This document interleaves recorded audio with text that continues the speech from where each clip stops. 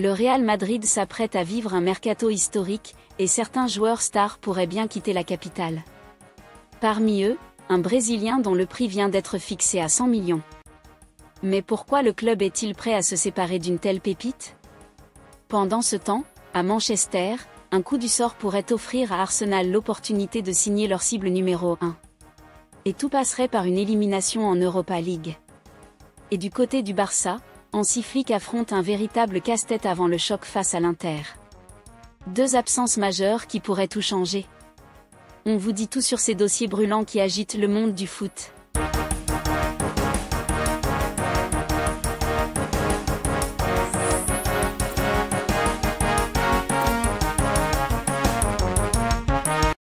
Ça va sérieusement bouger cet été au Real Madrid.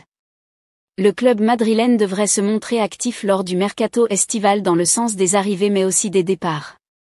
Certains joueurs ne devraient pas être retenus par la direction espagnole en cas de belle offre cet été. C'est le cas de l'attaquant brésilien Rodrigo. En effet, à en croire les informations de Relevo, les Merengues auraient fixé le prix pour Rodrigo. Le board espagnol réclamerait une somme qui avoisine les 100 millions d'euros pour son joueur de 24 ans. De quoi sera fait l'avenir de Rodrigo la saison prochaine? Pourtant sous contrat jusqu'en juin 2028, l'international brésilien n'est pas sûr d'aller au bout de son contrat et de continuer l'aventure avec le club de la capitale espagnole. En effet, selon les derniers échos, l'ailier auriverde aimerait avoir un peu plus de responsabilité au sein du club. Actuellement, il est considéré comme la quatrième force offensive de la formation madrilène derrière Kylian Mbappé, Vinicius et Jude Bellingham. Face à cette situation et ce constat, plusieurs clubs seraient intéressés par son profil. Certains clubs anglais comme Manchester City ou Arsenal le surveillent de près. Les Skiblues pourraient rapidement sauter sur l'occasion dans les prochaines semaines. Pep Guardiola n'a jamais caché son admiration pour le Brésilien. Affaire à suivre. Manchester United pourrait, par inadvertance, aider Arsenal à recruter l'ailier de l'Athletic Club Nico Williams cet été. L'international espagnol a été la cible prioritaire de Mikel Arteta pour les transferts pendant près d'un an, et Arsenal espère enfin le signer avant la saison 2025-26. Les Gunners visent une refonte importante de l'effectif cet été, et Williams fait partie des nombreux transferts prévus, aux côtés du milieu de terrain de la Real Sociedad Martin Zubimendi, de l'avant-centre du Sporting CP Victor Gyökeres, potentiellement, du gardien de l'Espagnol Joan Garcia.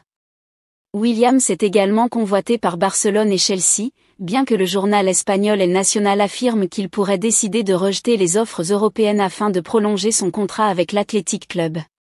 Son contrat actuel à San Mamés expire en 2027, mais il pourrait, semble-t-il, accepter de nouvelles conditions si l'Athletic Club se qualifie pour la Ligue des Champions la saison prochaine. L'équipe d'Ernesto Valverde dispose actuellement de 2 voies pour se qualifier pour la compétition européenne de clubs la plus prestigieuse l'année prochaine, soit en terminant parmi les 5 premiers de la Liga, soit en remportant la Ligue Europa. L'Athletic Club occupe actuellement la 4e place du classement de l'élite espagnole, mais ne compte que 6 points d'avance sur le Real Betis, 6e, et a encore des matchs difficiles à disputer contre la Real Sociedad et Barcelone. De plus, Manchester United pourrait mettre fin à ses espoirs de remporter la Ligue Europa à Old Trafford la semaine prochaine. Les Red Devils se sont imposés 3-0 au match aller en Espagne jeudi soir. Dans le même temps, Man Utd pourrait refuser à l'équipe basque la chance de jouer la Ligue des Champions l'année prochaine, ce qui aiderait Arsenal dans sa quête de la signature de Williams. 7 départs pour 5 nouvelles recrues, voici le plan du club pour le mercato prochain. Le Real Madrid se prépare à vivre un mercato très mouvementé à la fin de la saison en cours afin de renforcer son équipe pour les échéances à venir. Cette saison, les indications d'une fin de cycle pour des joueurs qui sont au club depuis environ une décennie ont été remarquées et Florentino Pérez veut passer à autre chose. Dans ce contexte, plusieurs départs et arrivées sont prévus par la direction du club qui a déjà commencé les négociations dans les coulisses. Le plan du club est donc de se séparer des joueurs les plus âgés de l'effectif et recruter des jeunes qui ont déjà assez d'expérience pour des postes clés. Le départ le plus probable est celui de l'entraîneur Carlo Ancelotti. Toute la presse madrilène s'accorde sur le fait que l'Italien devrait quitter Madrid à la fin de la saison. Des départs et entrées importants pour le Real Madrid lors du mercato. Même s'il lui resterait une année de contrat avec le club, les performances de l'équipe cette saison obligent les dirigeants à passer à autre chose. Hormis Carlo Ancelotti, Jesus Valiero, Lucas Vazquez, Luka Modric, David Alaba, Rodrigo, Ferland Mendy et Fran Garcia sont les 6 autres noms qui devraient prendre la porte à la fin de la saison. Sur le plan des arrivées, un nouvel entraîneur sera forcément recruté par le Real Madrid lors du prochain mercato. Le nom de Xavi Alonso est celui qui revient le plus. À part l'entraîneur, 5 joueurs majeurs sont attendus à des postes clés pour permettre à l'équipe de repartir sur de nouvelles bases. Trent Alexander-Arnold devrait rejoindre, sauf énorme surprise, le club madrilène pour la saison prochaine en tant que nouveau latéral droit. Un latéral gauche est aussi attendu et le nom de Théo Hernandez est cité. Aussi, le club devrait recruter un défenseur central et là, c'est William Saliba qui est la cible numéro 1 de Florentino Pérez depuis des mois. Un milieu et un attaquant de pointe sont aussi attendus pour permettre à l'équipe d'avoir un effectif plus complet. Hansi Flick a 2 gros problèmes avant de défier l'Inter. Alors que le Barça prépare son match retour face à l'Inter, Hansi Flick fait face à 2 sacrés casse-têtes. 10 ans plus tard, le FC Barcelone a une occasion en or pour retrouver la finale de la Ligue des Champions. Le club catalan, sacré en 2015 face à la Juventus, a toutes les cartes en main pour s'offrir un dernier match avant le titre, mais il faudra tout de même venir à bout d'un Inter sacrément costaud au cours de cette demi-retour.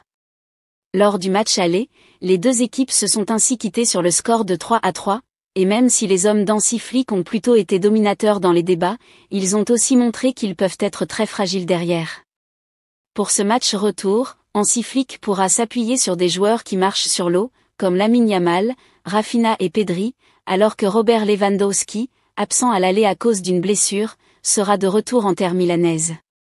Une bonne nouvelle pour le tacticien allemand, qui récupère un joueur qui a inscrit 40 buts en 48 rencontres cette saison, mais l'ancien coach du Bayern va devoir composer sans un taulier, Jules Koundé. Du bricolage à venir.